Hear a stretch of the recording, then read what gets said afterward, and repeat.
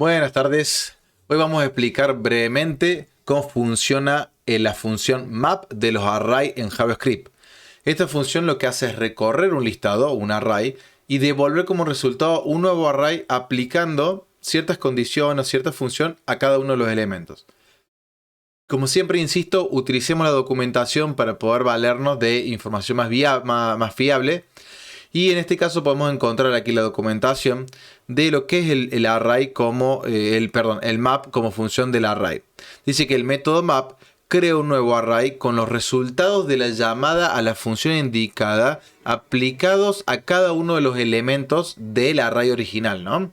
Entonces vamos a ponerlo en práctica para poder entender qué es lo que dice ahí. Vamos a crear primero un listado. Le vamos a llamar números. Números. Este listado va a ser un array, básicamente, de números del 1 al 5. 1, 2, 3, 4, 5. Y vamos a aplicarle un punto map para, no sé, duplicar sus valores, por ejemplo. Entonces vamos a crear un nuevo array. Recordemos que el punto map devuelve un nuevo array como resultado. Entonces vamos a hacer un nuevo array que se va a llamar dobles. Va a ser igual a números, punto map. Y el punto map está esperando a recibir una función. Y esa función puede ser una función clásica o una arrow function, o sea, una función de flecha. Vamos a probar primero con la función clásica. Creamos una función que va a recibir un parámetro que va a ser, por ejemplo, en este caso le vamos a poner n, que es cada uno de los números. Y abrimos y cerramos nuestras llaves, como normalmente lo haremos en una función. Y vamos a ponerle un return. Ese return es lo que va a devolver como nuevo elemento para, en este caso, la constante llamada dobles, que es un array precisamente. Entonces le vamos a poner, por ejemplo, return n por 2. Esto lo que va a hacer es, por cada uno de los elementos, lo va a multiplicar y lo va a almacenar en la variable, en la constante dobles, que es un nuevo array. Vamos a probarlo y lo vamos a mostrar por consola el valor de dobles. Vamos a hacer lo siguiente. Vamos a mostrar números primero. Luego vamos a mostrar dobles, ¿sí? Vamos a correrlo. Ahí está. Primero acá tenemos la variable números. La constante que tiene un array del 1 al 5. Y luego tenemos un nuevo array del 2 al 10, yendo obviamente de 2 en 2, ¿no? 2, 4, 6, 8, 10. Que son los mismos valores de arriba, pero multiplicados por 2. Que es lo que hicimos acá. Vamos a crear una nueva que se va a llamar triples. Pero ahora lo vamos a hacer con una arrow function. Punto map. ¿Y cuál es la diferencia? Usamos la nomenclatura tan simple de la función de flecha. n por 3. La ventaja de usar el arrow function es que no tenemos que usar el return, ya que esto identifica que va a devolver lo siguiente. Y nos ahorramos un poco de escritura. Fíjense que lo que hacemos en 3 líneas, acá lo hacemos en una sola, por ejemplo. Y vamos a, después de crear nuestro nuevo array llamado triples, vamos a mostrarlo por consola. Corremos. Y ahí tenemos el resultado. 3, 6, 9, 12, 15. Es bastante sencillo, pero también tiene otras posibilidades map, que es, por ejemplo, recorrer un listado de elementos del DOM de HTML para agregarles algún tipo de funcionalidad. Y eso es algo muy práctico. Tengo aquí un pequeño código que estuve haciendo para mostrárselo. Es un HTML muy sencillo. Tenemos nuestra cabecera con el título y tenemos nuestro cuerpo.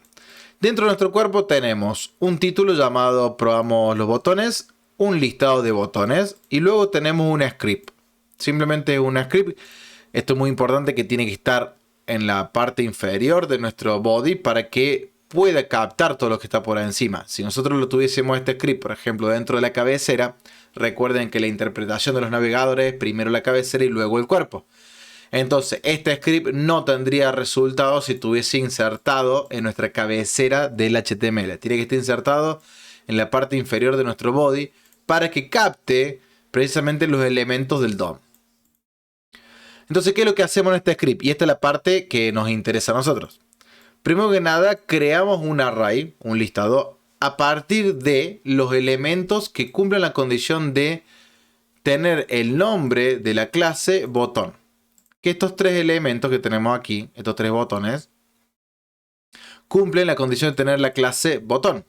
Entonces, cuando hacemos un document.getElementByCaseName, lo que está devolviendo es un listado de elementos que cumplen esa condición. Entonces, a partir de ese listado, creamos un array, que es este que tenemos aquí. Fíjense que botones es un array. Recuerden que las corchetas al final significa que es un array de tipo elementos.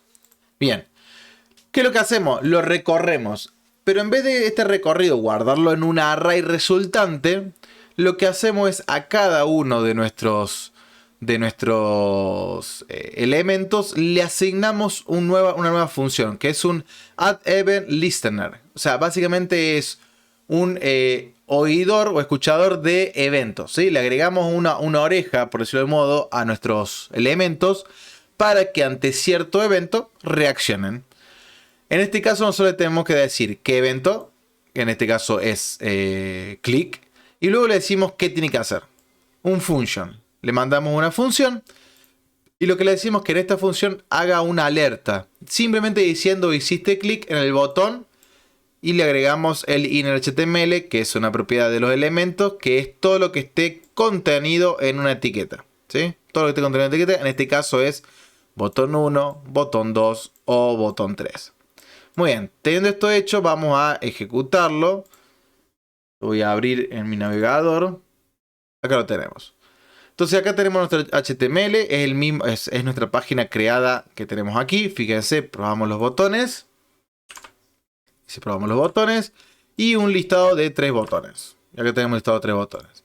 Al hacer clic en cualquiera de ellos, va a ejecutar este addEventListener debido a que, como le agregamos un oidor del evento click, va a ejecutar en cada uno de los casos esta función. Entonces, por ejemplo, con el botón 2, si hacemos clic, tendremos el mensaje hiciste clic en el botón 2, que es básicamente el mensaje que tenemos aquí. Hiciste clic en el botón y le agregamos el button.innerHTML. El botón este hace referencia a este elemento y el innerHTML busca el elemento en cuestión, que sería este. Y el innerHTML es todo lo que está acá contenido. Bueno, así de simple podemos usar el .map en JavaScript. Es muy sencillo, muy útil y sumamente utilizado. Espero que les sea de utilidad y que puedan seguir aprendiendo un poquito más de lo que es programación web.